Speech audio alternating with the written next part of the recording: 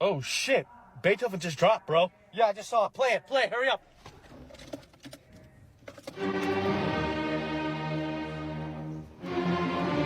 Oh shit! I like that. Okay. He don't miss. Oh shit!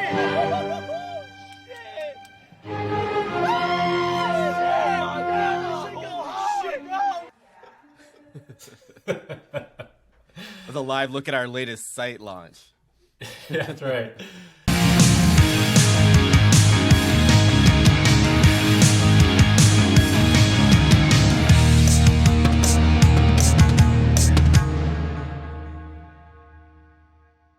Well, with that, welcome to another episode of the Webflow Show, where we literally don't miss, and also where we take Webflow seriously and really nothing else.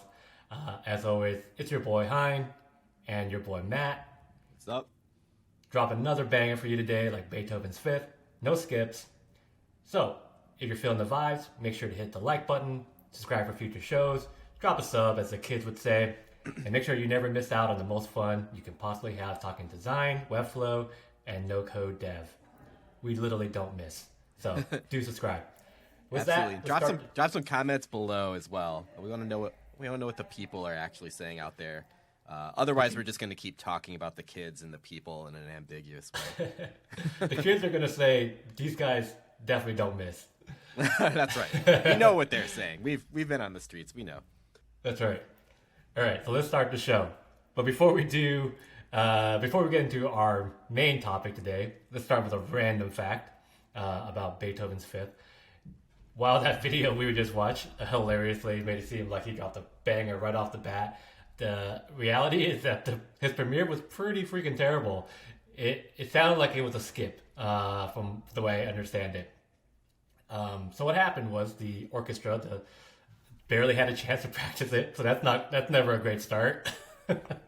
To not have a chance to practice a 4-part symphony. They restarted the show multiple times because they kept there were so many errors and mistakes, and also the auditorium in Vienna was freezing, so everyone was freezing their asses off listening to a terribly rehearsed symphony. So it sounded really bad, and it wasn't really until a year later when the Fifth Symphony was considered a bop, which I think is another thing the kids say, right? Yeah, so with that random fact, we have now spent more than 5 minutes each talking about two of our favorite pieces of music, the Fifth Symphony by Beethoven and Lewis Cole's I Don't Want to Look at My Chicken Account. Yeah, and I think, they're basically on par with one another, so it's just kind of subjective which one is better. So I think that's important to point out. And also important to point out that Beethoven's approach is very similar to my test-taking approaches in college. So, I'm not going to say I'm a genius, but we had very similar processes as far as that first big exam goes. That I showed up in a similar way, and it was very cold oftentimes in the classrooms in college. My hope is that now that we've compared Beethoven to Lewis Cole, that we can get Lewis Cole too. Also, and you. I'm just I'm just jamming my foot into the door that's not cracked into this thinly veiled genius conversation. I mean, that went without saying. That's mostly why I didn't include it. Sure, but I'm gonna say it. But my hope is that now Lewis Cole will subscribe to the channel, knowing that at least in two people's eyes, he is considered the Beethoven of his time. Absolutely. All right, so moving on to our main event today, we're going to talk about the limits of WordPress. We get asked all the time why we work with Webflow, and we cover this topic in another video, so definitely check that out. But we really don't talk about the other side of things, mostly just so we can focus on Webflow and not really spend our time talking about WordPress. But we figured wouldn't it be confusing at all to talk about WordPress on a channel and a show called the Webflow Show. So here we are, and this is what we're going to do. So let's dive into how WordPress is a lose-lose option for you and your marketing team. And before we get into the meat of the topic, it might make sense to start with how WordPress works. So this part's going to get a little technical, so hold on to your butts. another thing the kids say, I think. So, Matt, can you Matt, can you speak to the technical issues behind WordPress? Yeah, absolutely. And I think before we dive into it's a little awkward always because it's not really the intent of this show to like rag on WordPress or whatever, but it's the easiest way to sort of compare, sort of an OG option in WordPress to a more modern option in Webflow. And it's just the easiest way to kind of illustrate how technology has moved forward and how that change and that progression technology can help you in a very real way. And it just doesn't get talked about that much. So yeah, let's dive in. So it is going to get a little technical, but we'll try to keep that as minimal as possible. In general, it can be, you often hear, like, if you kind of looked up this topic, explaining WordPress as like a monolithic CMS. And what that really means, if you're out in that world seeing those kinds of topics, is the front end and the back end of the website are connected to a single like application code base. So in short, what that actually means for you is you're restricted to using solutions that WordPress supports. So they contain, in this sort of singular housing, they contain everything from the database for the content, which is the part that you're probably interacting with most, all the way through to the presentation layer, which is like what you see in the final piece. And to really do this well, it's almost unavoidable to not require a development team to really get anywhere near where you want to go. You're going to need them to write code and really bring the content and design to life, especially if you're kind of changing or doing something new, having a slightly different layout, whatever it might be.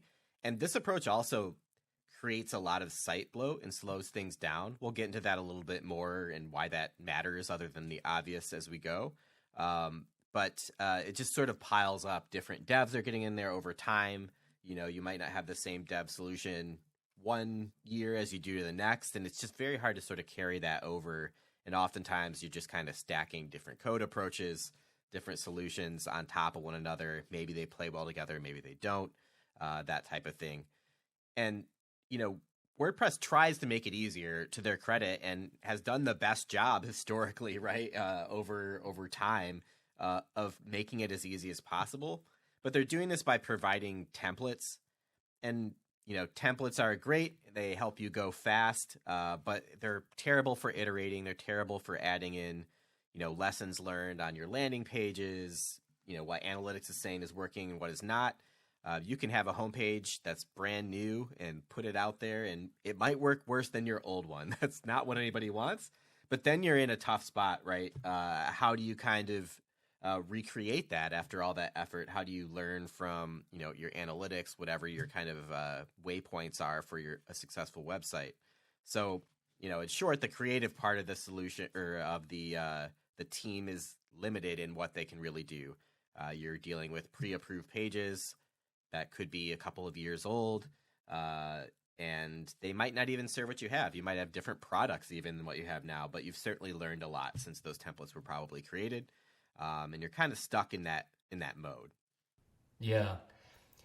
Man, it kind of sounds like what you're saying is WordPress realizes its solution is way too freaking complicated for non-devs, probably even for devs, if we're being honest, but particularly for non-devs. But rather than solving that issue, they just created shortcuts with templates. Yeah, and I mean, a template is as good as the template is, right? But oftentimes you need to update those templates even if you're fine with powering them that way. And it's really not just with templates. Like, you're going to find a templated approach or a literal template in any good sort of workflow. But you can think of plugins, which are synonymous with WordPress, right? Like, that's what, you've heard of plugins, and you've cursed plugins, and you've celebrated plugins, all these different things throughout the course of a WordPress life cycle. But plugins really are shortcuts. And to get in a little bit again, a little bit of technicality, is they're basically ways to bring add features or functions to your site without writing code, and extend the functionality that's there at the core. The problem is, everything in the plugin world is not quality. You don't know how long it's going to be supported for, so it can be a little bit of a game of chicken if you don't have a dev. And it's also kind of a slippery slope, right? And we can go through like how this works, in its own episode probably. But they are adding code. Even though you're not writing code, it's getting added. You don't know how it's going to play, one plugin versus the other. You don't know how it's going to affect performance. You don't know how when that plugin gets updated, how that may or may not change the performance of your website. There's a lot of, we talked about the monolith approach right before. It's like the monolith is the structure, but then there are an infinite number of plugins out in that world of varying quality, of varying support teams, and there are businesses behind the good ones that do a good job and do the best they can. But you're now in charge of testing and monitoring an entire world of possibilities. Like the 11 plugins you have are not the same 8 that we have, type of a thing, and they generally work well. But when they don't, or you find a low quality one or whatever, I mean, it can take your site down. It can make your homepage look wonky, and that is a terrible, terrible feeling that we have had a lot of sirens and urgent tagged emails sent our way over the years just because someone wanted to make a table in their WordPress site. So they downloaded a table plugin, and it just ruined the page. So again, like most shortcuts, right?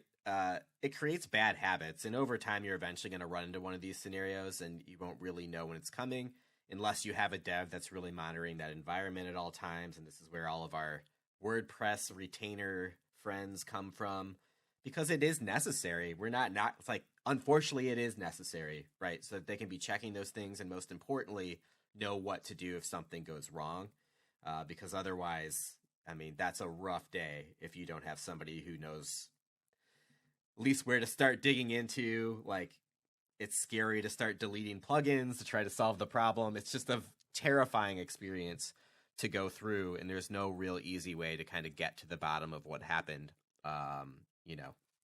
It's not a fun process. Usually requires a dev just to kind of get you back going in a reliable way.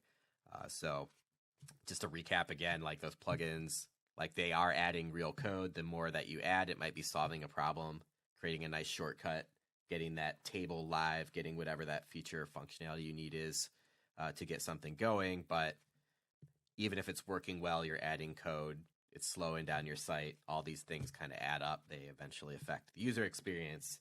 They affect SEO, all these things that you work tirelessly on to have perform well over the years. And you're sort of in an inevitable situation where, you're going to have to kind of start from scratch, clean up the code, whatever it might be. You're playing a little bit of a game of chicken with these things over a long enough period of time. Yeah, one of the simple pleasures in life is being able to tell a client that with Webflow, they don't have to deal with plugins. So it's always nice seeing their eyes like light up with joy, knowing that they can move away from this world. For sure. And it's usually because, right, it's just one of those scenarios where like 95% of the time those plugins did a great thing for you and it was awesome. So you sort of learn to trust that. But eventually it comes up and you might not even know what the issue is. And most likely it's an outdated plugin or something like that, right? Or an update causes it to conflict with another one. It's just like, it's a totally new world when that kind of stuff comes up. Yeah.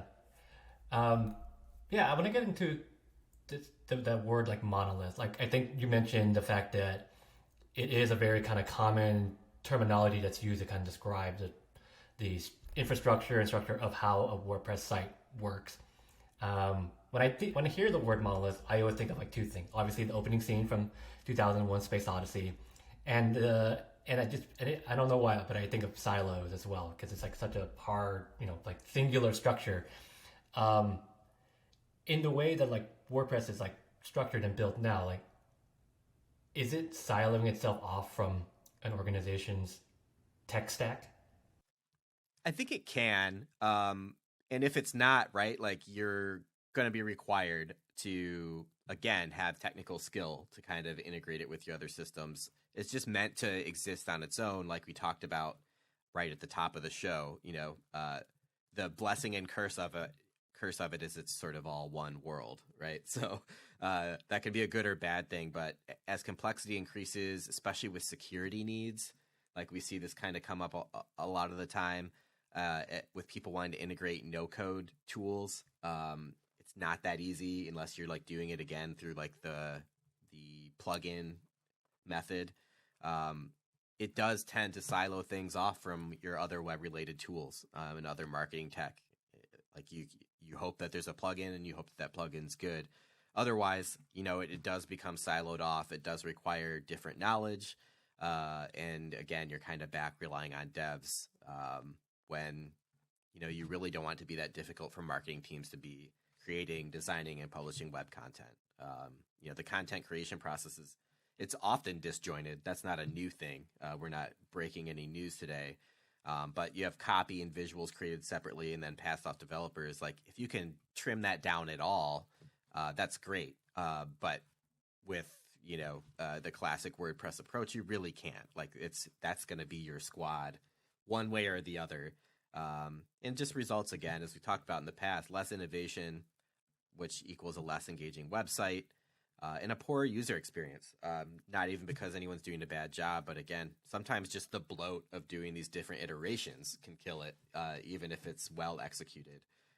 There's a whole maintenance layer to this that has to take place on top of it. But yeah, silos are created the more disparate parties that are a part of a process. So, it's just, again, a natural sort of inclination of the classic WordPress structure. Yeah, you mentioned that the silo can lead to websites that are less innovative and obviously affect like the user experience. Like, can you kind of just touch on like maybe it's like one way and how this can happen in reality that our audience would probably be experiencing? Yeah, I mean, there's a bunch of ways, but with WordPress, like engineering and IT teams, they have to integrate the platform with hosting, security, and databases and other layers of the tech stack that tend to already be in place. And while this is a challenge, when bringing any new platform, into that stack, WordPress just wasn't designed especially to live in the world that we do now, right? There are so many integrations that are necessary to run like a really high-powered marketing website. And with the advent of low-code and no-code tools, those doors are sort of wide open for you to do so much more. And WordPress just wasn't really built and architected with those types of approaches in mind for obvious reasons. They did not exist. But now we move into that world and, you're just sort of limited in what you can do because of those silos. And as we've talked about, in the no code, low code episode a little while back, you just don't have that opportunity to own that whole process. So the marketing or design team may have a preference for a specific platform. They might be overruled often by tech teams who feel their chosen tool isn't compatible with their ecosystem. Or quite frankly, they often just don't want to deal with the change. But one of these things, right, is understanding, the vulnerabilities that also kind of can exist in a platform like WordPress. It's the most prominent one out there, so it's on everyone's radar. Plugins open up these little security gateways. You have to choose the right hosting service. All of those types of things. There's a lot more choices, in there rather than there's a lot more choices and decisions you have to make in the areas that you probably don't want to, but they sort of have to be done. And I think it's easier to, like, in those conversations as a marketer, as a designer, you get overruled by the IT team, and that's oftentimes for good reason, and it's almost always on the security front, right? So you kind of you're like, I don't know the security of this, but there are some things that we could talk about too, where, over time we could even do, a little security short or something. Not that we're security experts, but the easiest way to understand is like these plugins that you're adding open a security question that's probably larger than the one they're thinking about at the highest level oftentimes. Yeah. And we all know that marketers would rather not be talking about marketing and rather be talking about tech and security things. So it all sounds like a fun time. As a designer, like even this is like, as primarily a designer, this was not my favorite episode script to work through, but it is important. And, we're here to try to hopefully at least give questions that you can ask each other internally, and certainly of vendors that you're working with in any platform. Like, get these questions answered, like how you're going to handle plugins is like a great singular question. Just start with that one question and figure it out from there, because a lot of these issues stem from just this sort of casual addition of plugins and the necessity for plugins over time. Yeah, for sure. Yeah, I just also want to reiterate the fact that like this is obviously not my favorite episode as well, for a number of different things, but we are diving in deep into a platform that we don't like and don't use. But like you said, it's important and good information, because it, when we think about a website, we want it to not only work for you today, but for you to grow and scale with you as a business. And if you choose to go with something like WordPress, you're choosing to accept the fact that you're going to have to deal with like the slowness, and there's nothing that you can do about it because it's just built inherently into the platform. So it's a decision that you have to make, and you can only really make it if you understand and know that it's a part of this thing. So it's, again, why we are diving into this super fun topic. It's always fun times, right? And yeah, exactly. Fun times. Yep. There's more. Like, we're setting the table here brilliantly and just knocking it down. But, to get into, the other parts of this that, like we really felt were important to cover, not only are WordPress sites sort of siloed off from other web-related tools, they tend to be, for the marketing world, siloed off from that marketing tech. And again, we talked before, the plugin is sort of the portal for doing this, whereas now it's just, you can just use actual code on a more modern platform. But it's just creating silos, like not only in these like, more, sort of interpersonal ways where other departments are involved, but just in what technology you can integrate. More and more modern technology, whether it's marketing or otherwise, is moving towards how Webflow would integrate. Like, there's things like Zapier, right, where you can leverage APIs with these different platforms. There's Airtable integrations, like we've built sites that power directly from Airtable. All these things, it's like much more difficult, if not impossible, to kind of make that happen. And these are all just these tools that allow you to log into Airtable and manage the database of your site without being a dev, right? Like, that's possible. It's up to you whether you want to do that or not. But there are so many doors that are opening that WordPress just wasn't built in mind. So it all comes down for the marketing and design folks that are trying to get sales out of their website is, how creative can you be? How much freedom do you have over the design, the experience of your website? How quickly and easily can you publish new and interesting content? I mean, that's the game, right? Like, we're getting into, we're trying to get in and out of these scenarios where you have your copy that's going to be written in a text document, your Microsoft Words, your Google Docs of the world. You've got your visuals mocked up in Figma, whatever Adobe's Figma was called before they bought Figma, XD, I'm going to say. It's weird that I can't remember that. It's spending thousands of hours in it yelling. And then interaction flows, right, are just mapped out in UX software. We're seeing more and more video stuff. We're seeing more and more motion graphics, all these things, new platforms. So I think we're just moving more towards a world where, we're going to be integrating a lot of platforms. The all-in-one world is really nice, but to keep up, you're going to always need to be able to plug in easily some of these other things. And you don't want it to be like your annual project to do an integration with, any or all of these things. That's just the speed at which you need to move in now. And again, no code, low code stuff allows that to be like even a realistic situation. So you don't want to be in a platform that makes that harder. It's hard enough to do those things without extra barriers. But you get through these things, you're working on all these different tools. Once everything's finally approved, right, your files are handed off to a dev, and the creative team is, crossing their fingers if they've been through this before, or just assuming like 100 out of 100 hits for the dev. But if you've been through the process before, you're hoping to, hit 80 to 90% of what you were hoping for out of the wireframe.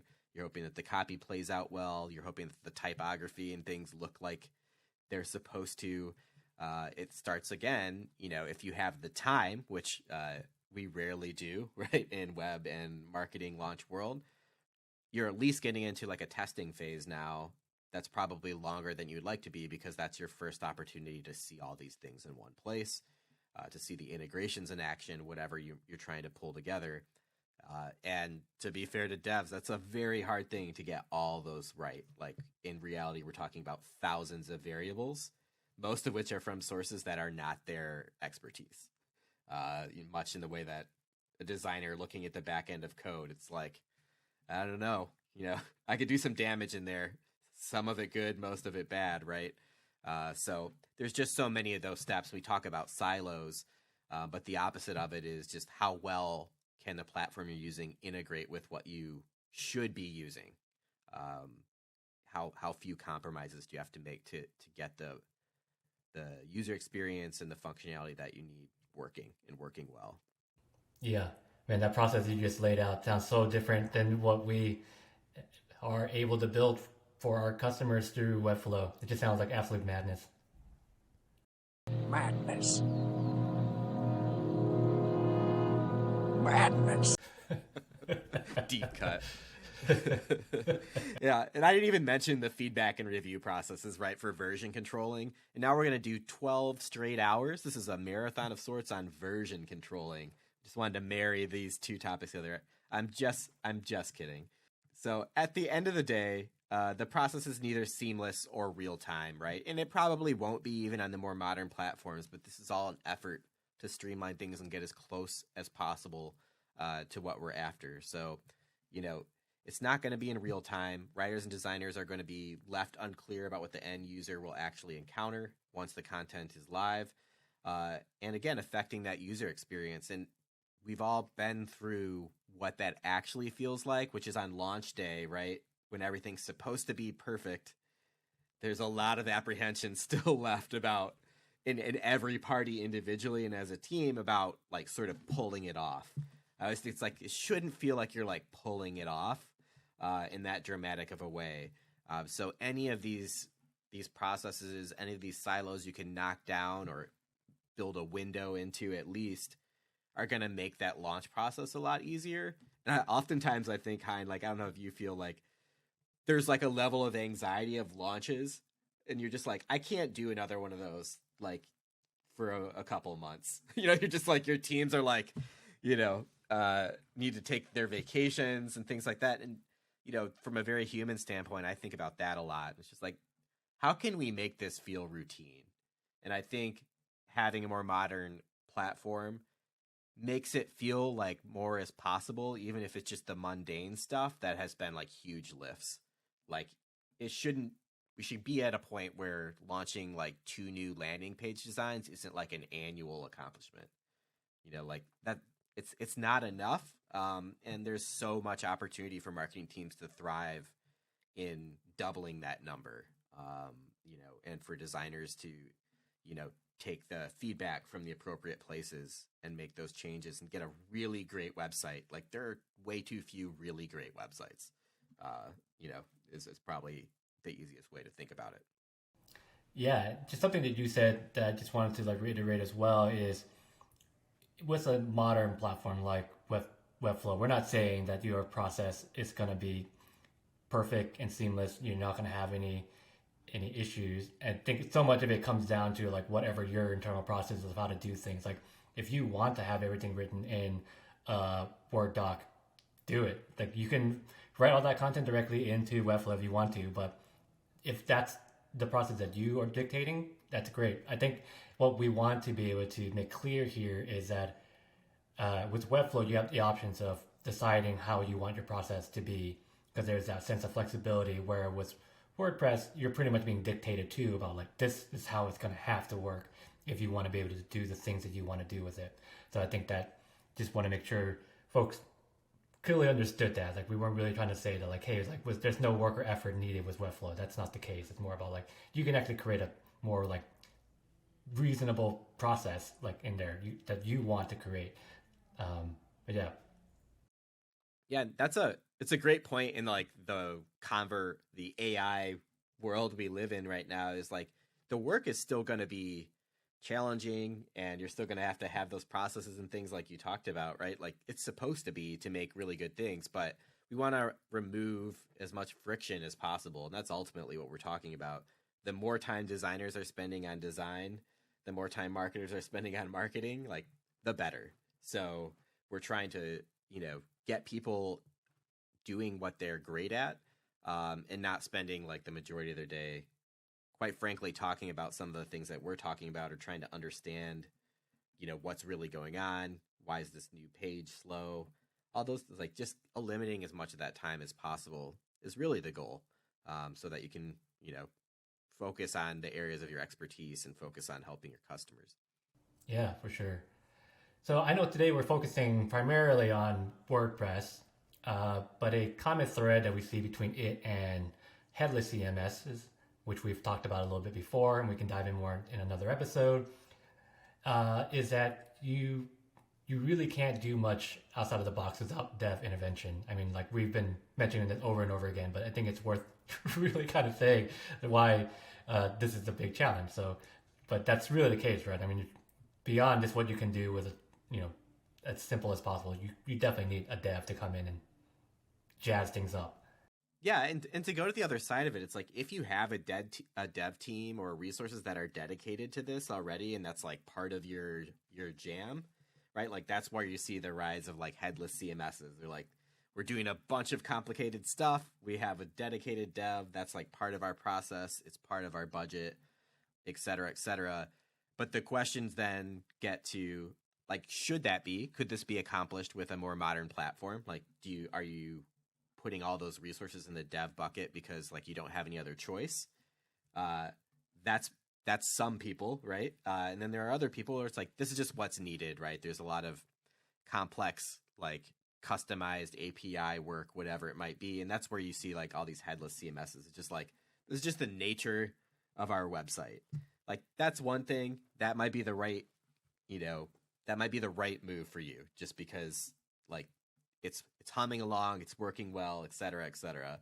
But you should be asking yourself what's possible with the more modern technology, even if you're in that case, just as a quick check, right? Like technology moves quickly. Could you be doing this more efficiently? And this is not a like get your dev fired day. This is more like, well, what could that dev be accomplishing if they didn't have to do some of these like mundane, routine sort of maintenance tasks, these double checks on things. Like you could really change the trajectory of your business in some cases if you can free up dev resources. So it's more from that sort of standpoint, so it does get to like the core of the problem though for the rest of us where that's not the case, right? Where we have an abundance of dev resources, where that's just sort of the expected hoped for approach to the website. So it becomes a core problem for the rest of us, honestly, and ties back to the beginning of, just how WordPress works and what we just covered. WordPress is essentially promising to make content creation easy by using repeatable templates. But these templates are very limiting. And while they might work on version 1 of your website, they very likely won't work 12 months from now. You're going to start to be, you're going to start to find yourself as a designer or a copywriter, right? Like we saw all the time, it's like constraints are kind of good in some ways creatively, but these are not good constraints. Like it's dated, so no matter what you do doesn't work well. Maybe you want a graphic to live where a photo does, and it's displayed too small as a graphic. There are all these like very regular things and changes that you would need to make, but the vision isn't there. Everything gets compromised. And then the front end of the website is, for lack of maybe a simplest way to put it, the front end of the website is limited by the back, and that sucks because I can tell you right now what your customer does not give a shit about is the back end of your website. You have to, right? But that shouldn't even be something they're thinking about. You're like, oh, like this graphic probably would have looked really cool as a full screen graphic, but it's just in this like little square. Probably stuck in a template. Like, yeah, I bet the back end of this baby is yeah, beautiful. Yeah, exactly. Just like all in one. This is probably a monolithic CMS, they said. So I think, you know, so sort of philosophically as we go through this and, back to like real quickly why Webflow is great for us as like a brand and design agency is it's just like a way to pull all this stuff together to make the best end experience. Like all of what we've talked about today is about like the internal workings of the company or whatever. And it just goes to show like what we should be talking about most of the time is how can we make this website better for our customers? And there should be as few barriers to doing that as possible. So to put it in like, straightforward terms, that's the conversation that you and I talk about a lot. And what we're kind of hoping to do with this show, why we use Webflow, why we look for other tools as well to work with it, right? Is like we need to have that as the front part of the conversation, not like what can we do in this template.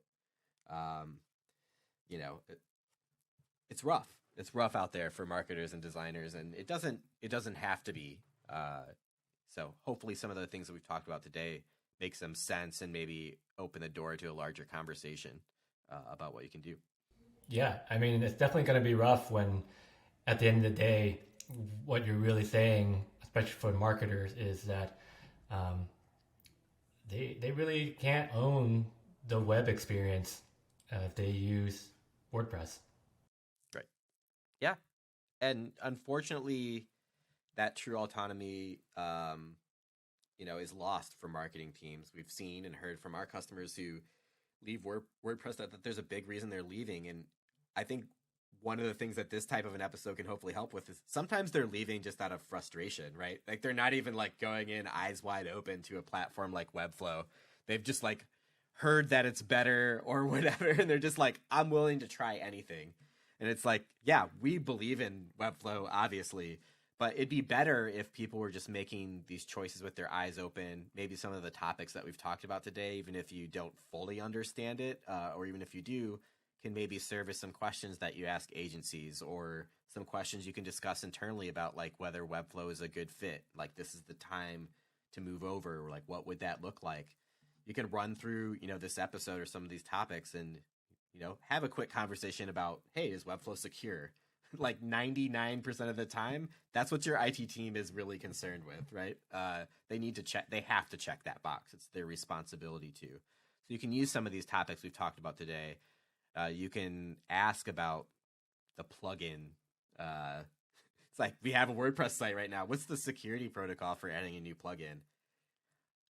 That's going to be a wait, what type of a response from probably way too many people, just because that's just the nature of WordPress, right? It's just been around for so long. It's like anything else. We just sort of accept these things. And it's like we've made the like plugin made by, someone in a third world country kind of thing. It's like, but it's usually the case, unless they're the like really, really big ones. And sometimes they're the best devs ever. And sometimes they get hired by Google like 2 weeks after they make it, so they're not really supporting that amazing plugin anymore.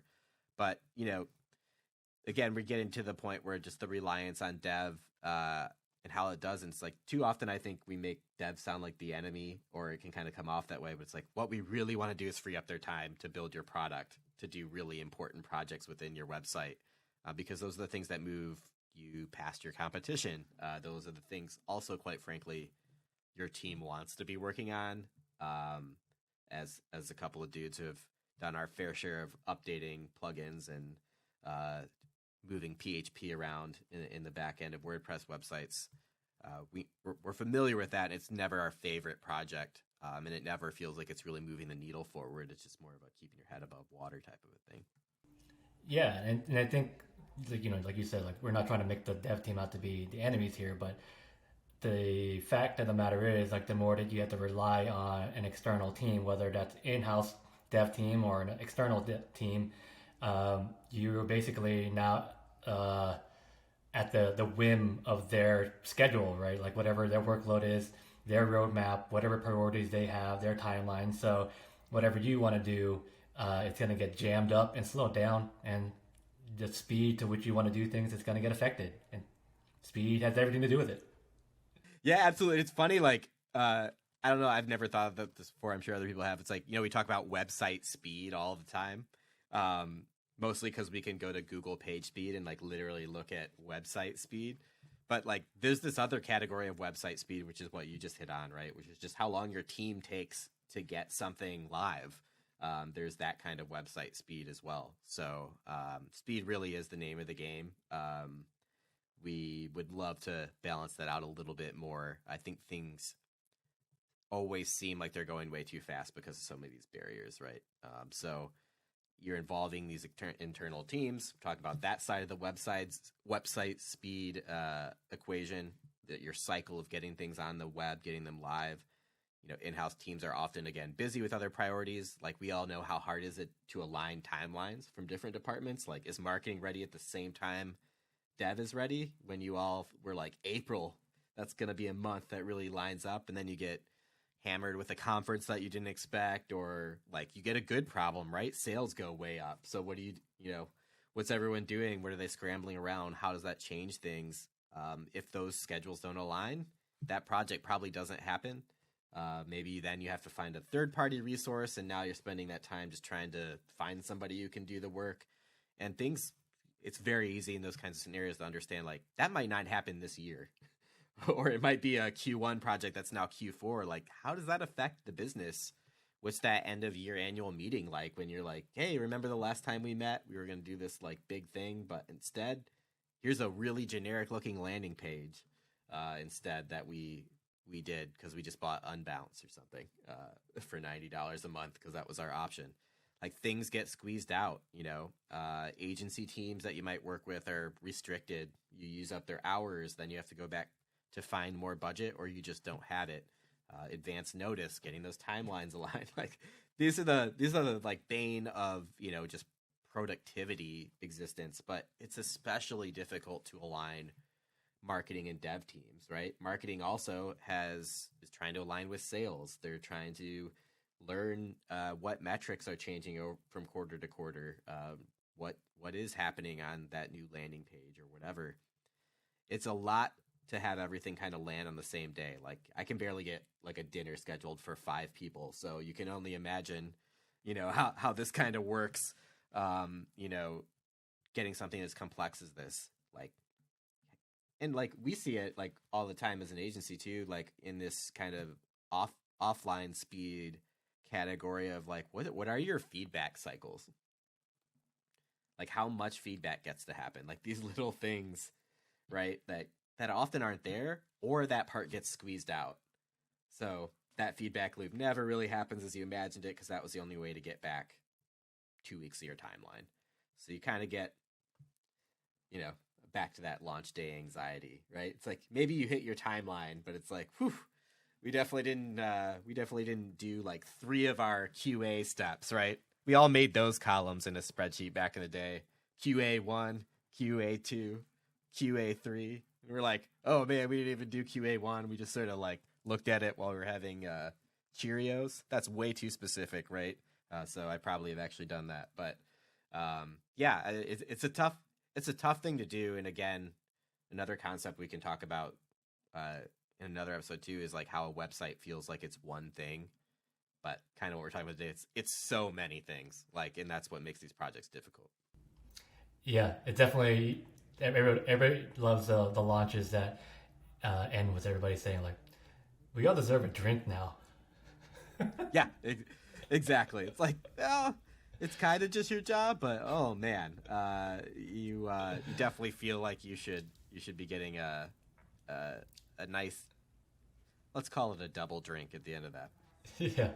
Well, I know like we're kind of like joking a little bit here, but really, like, if something as simple as updating the text on a button requires someone else's time beyond yours to update and do, it's probably good for you to maybe it's probably time for you to realize that you're over relying on code, which is again slowing you down. And at the end of the day too, it like affects like the flexibility of not only your website but yourself as a marketer, right?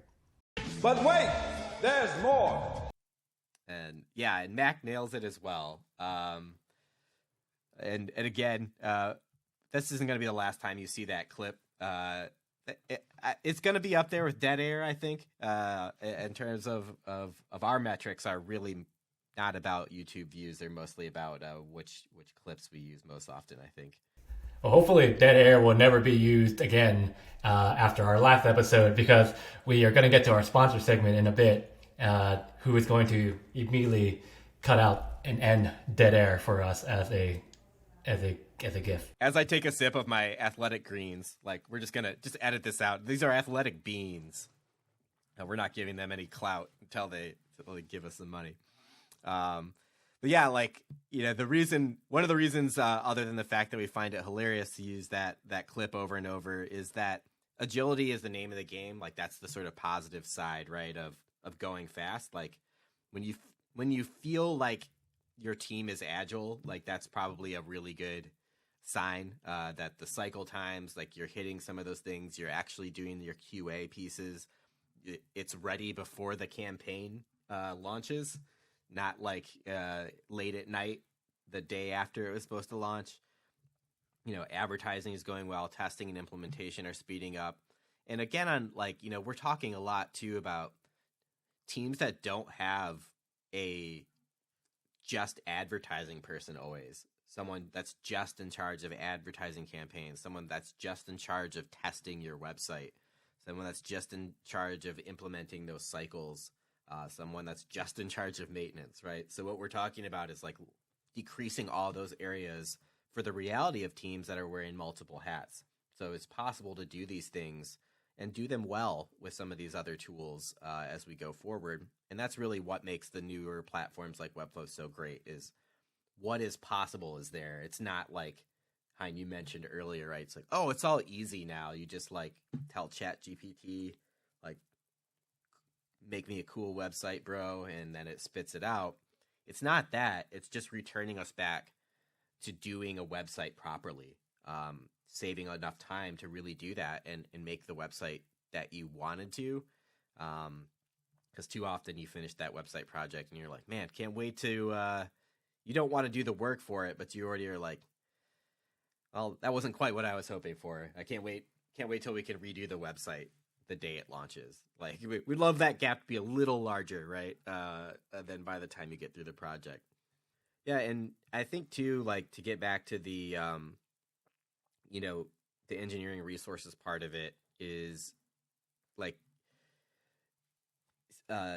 getting the cycle times down when marketers need to account for those week-long development cycles again in their content plans. Trying to be nimble, trying to be proactive, you eventually get frustrated because you've been proactive, you're on top of maybe that part of it. And then you get to engineering resources are now needed, right? Again, how does that overlap happen? You know, how is your business reacting to whether or not those cycles are on point? Like, I think those sort of get lost. We're just at a point where this has happened. There's some like apathy to these cycles now, where like, it's like a running, it's like, oh, website projects like are never done on time. Like, that's basically like the exception or the expectation at this point. So, you know, like, you're possibly like putting your reputation at risk because they're not aligning with campaigns, or you have a nice ad cycle and then they get to your website and it doesn't line up.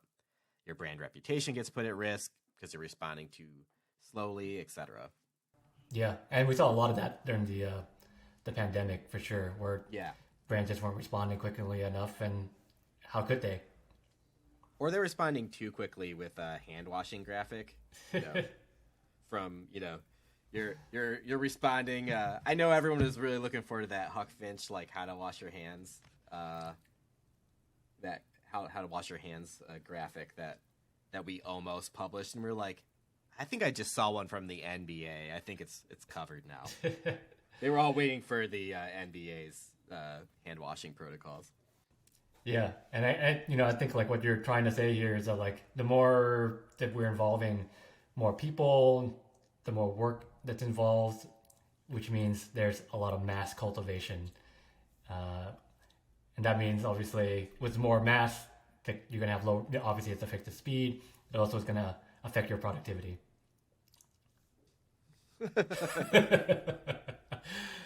Never sacrifice flexibility. That's right. That's very key. That's very key to the Huck Finch. I think it's one of our like values: never sacrifice flexibility. It should be. We should get that on the website for sure.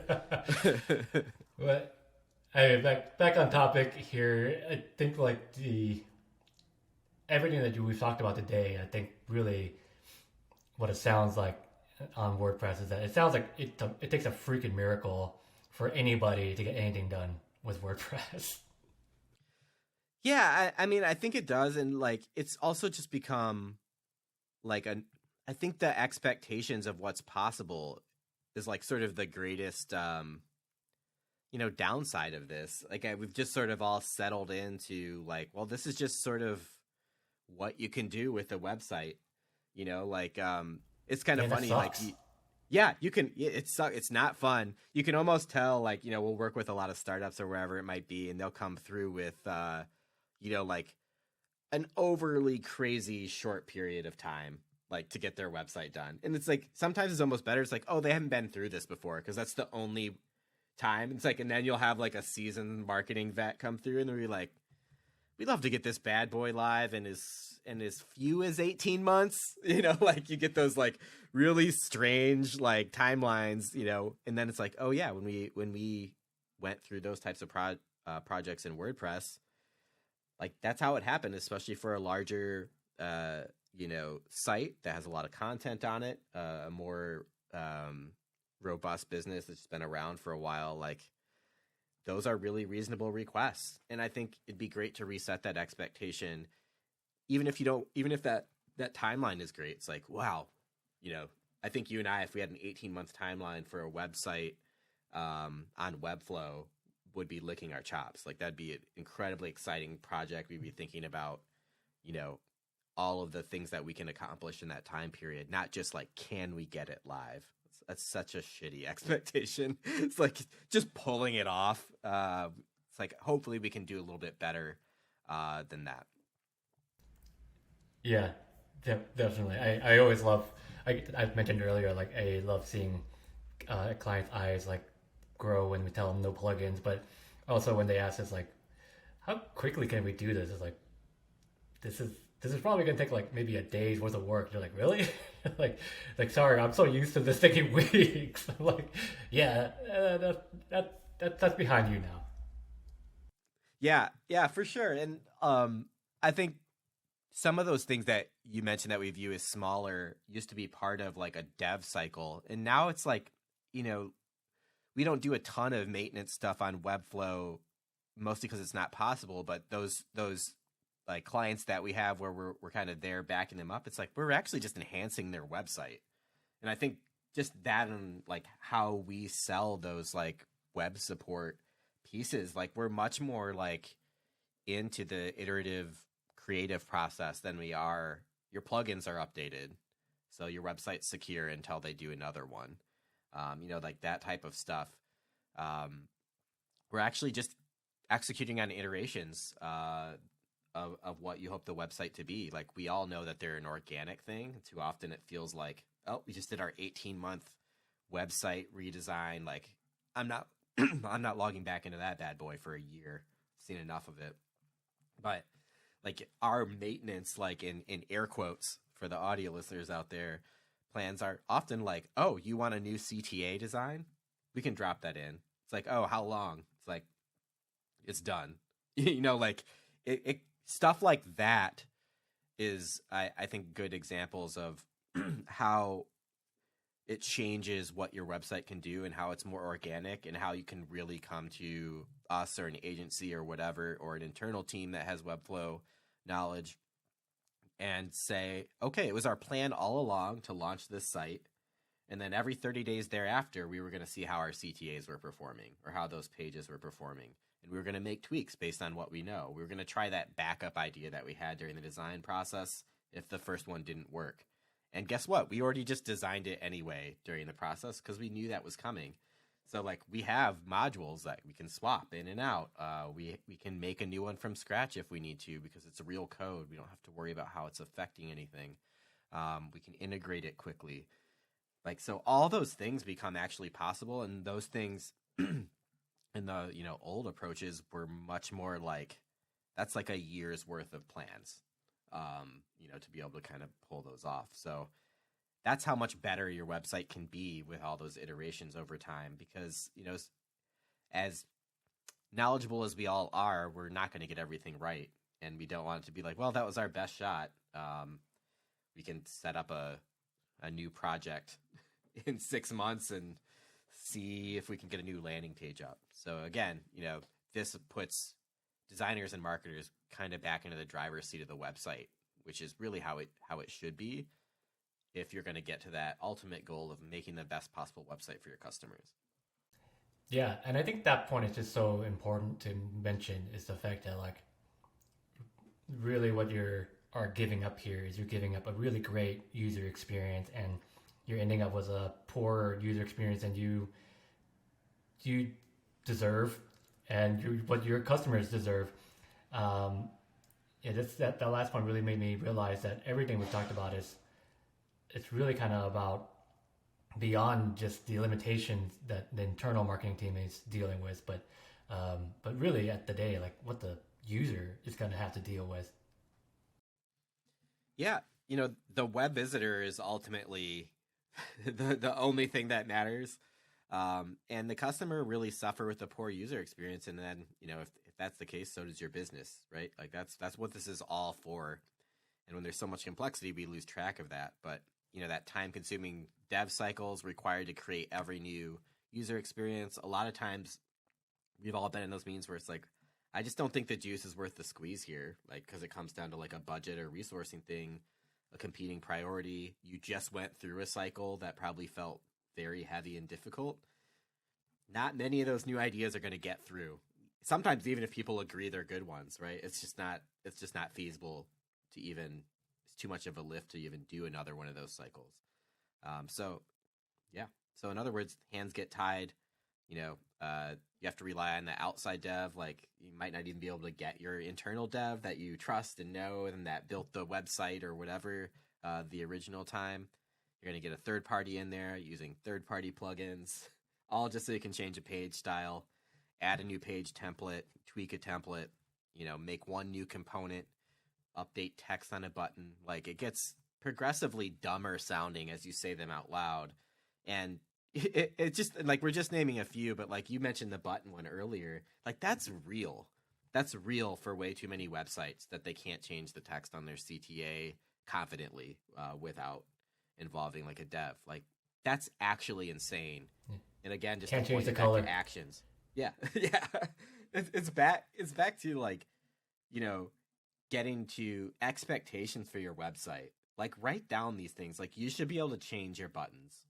You know what I mean? It's like, you should be able to do that. Like, seriously, it sounds like a joke, but we've seen people that can't do that, or they're too worried because they tried to make a change once and it messed up their nav. It's like, yeah, I would never touch it again either. That's terrifying. Like, if you mess up your nav, that's on every page of your website. It's the most important thing probably that's happening. So you're never going to touch it again. And now that's your relationship with the website, so therefore your customer suffers. It feels like it's just you, but it's like, yeah, it shouldn't say get started. It should say book a demo. That's a big difference. That can be the difference between, 10 and 20 leads sometimes, just having the right verbiage there. So at a minimum, these are the things you should be able to do.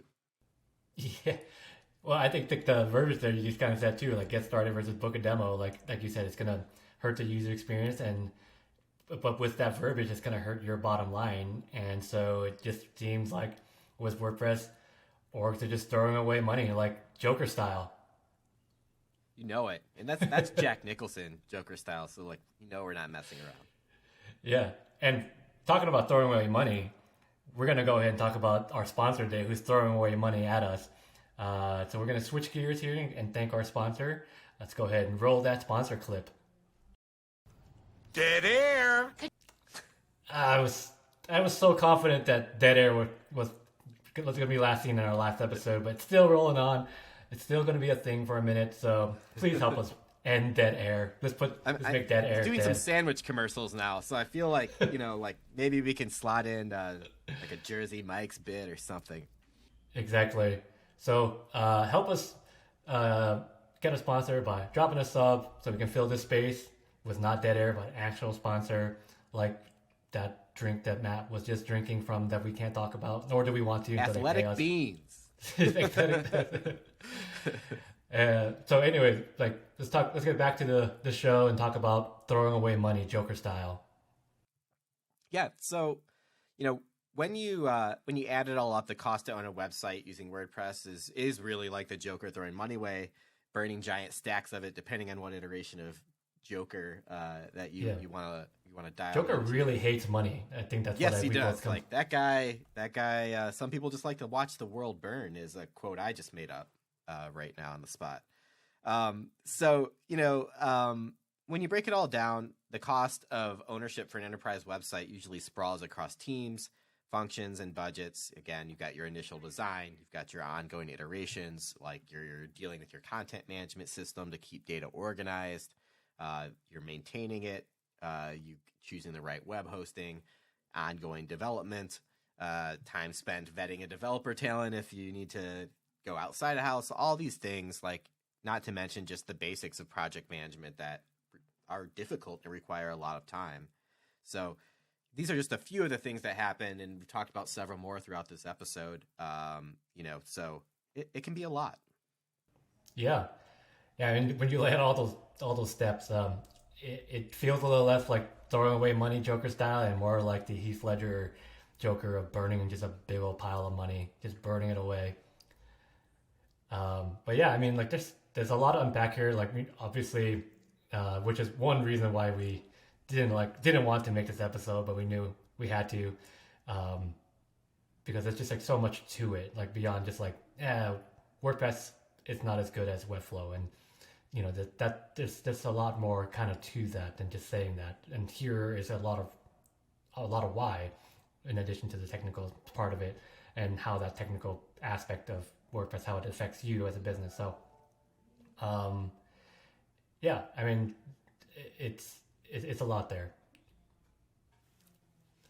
So, but yeah, I mean, like, while we have spent a lot of this episode talking about why WordPress is no bueno, we do have a video where we talk about why Webflow is the bee's knees. So definitely go out there and check that out.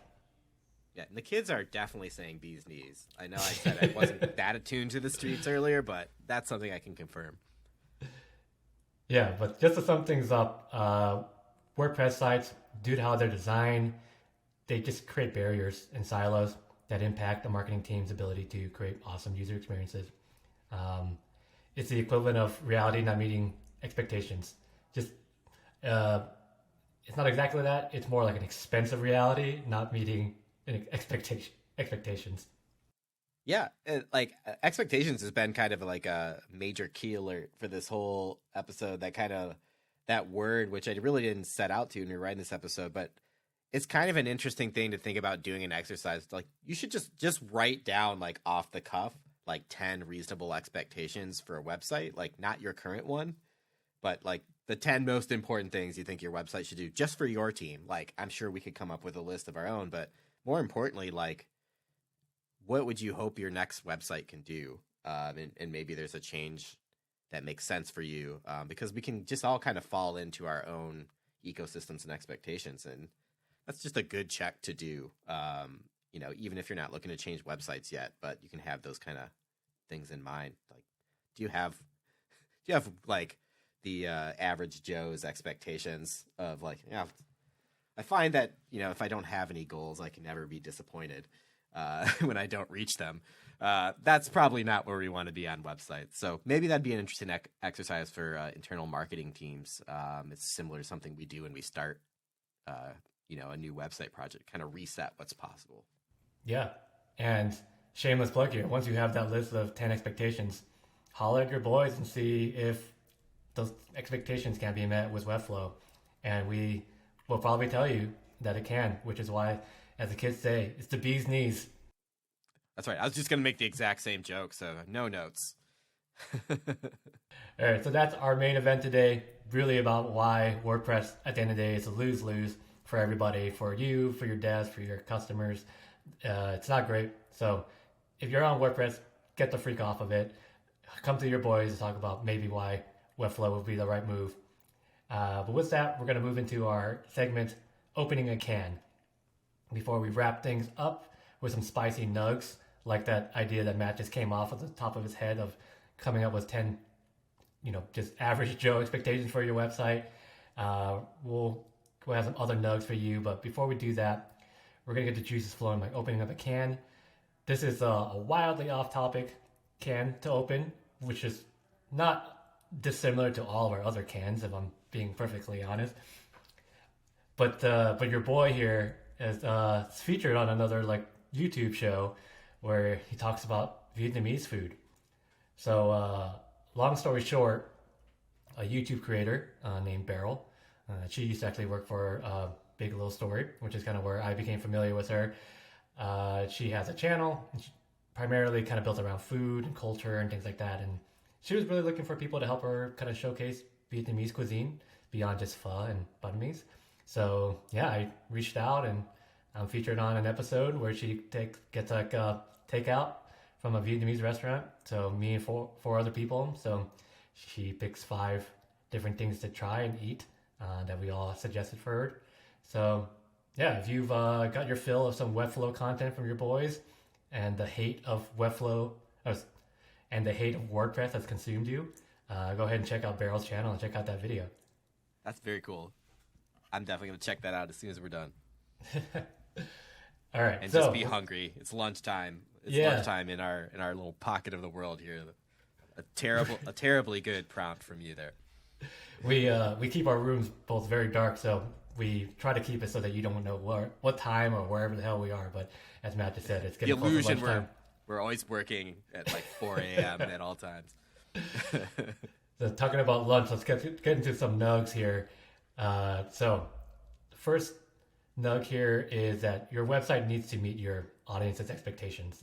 I think that's pretty clear, but also needs to be said out loud because that gets lost in this a lot with your own personal frustrations especially when you're dealing with with WordPress. So WordPress is holding your organization back by slowing down your marketing team, preventing innovative user experiences, bloating your total cost of site leadership, and creating harmful silos within your tech stack. So don't underestimate the compounding costs of continuous overhead associated with making any code change to developer-reliant website. So that's a couple nugs there.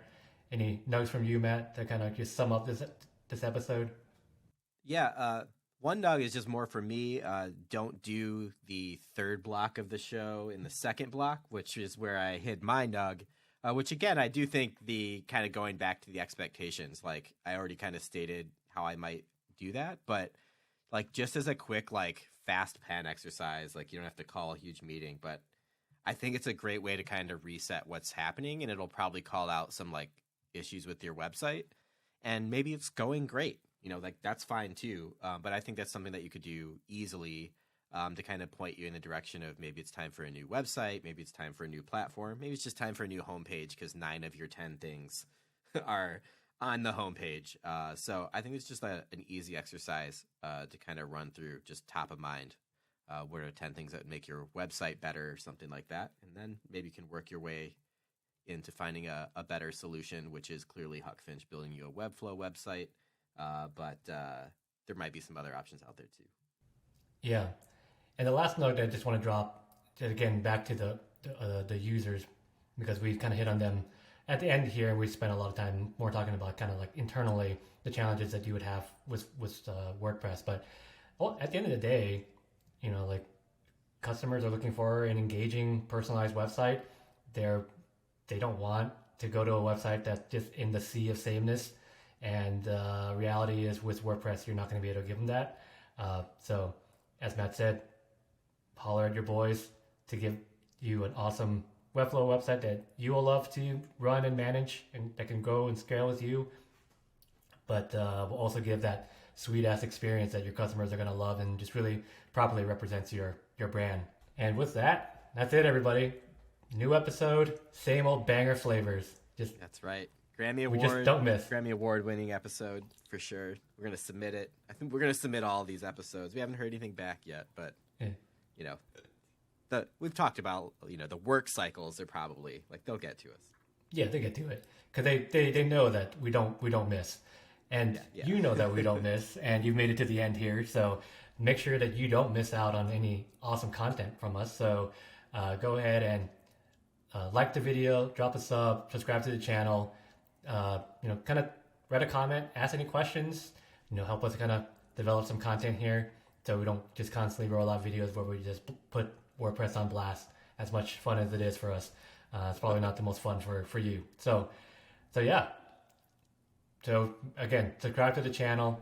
We're rolling out more content weekly, or not. It could be daily. Who knows? It's right. Whenever. That's right. If we get on these dev cycles, man, we could probably do it daily. That's right. Dev cycle joke, and I think.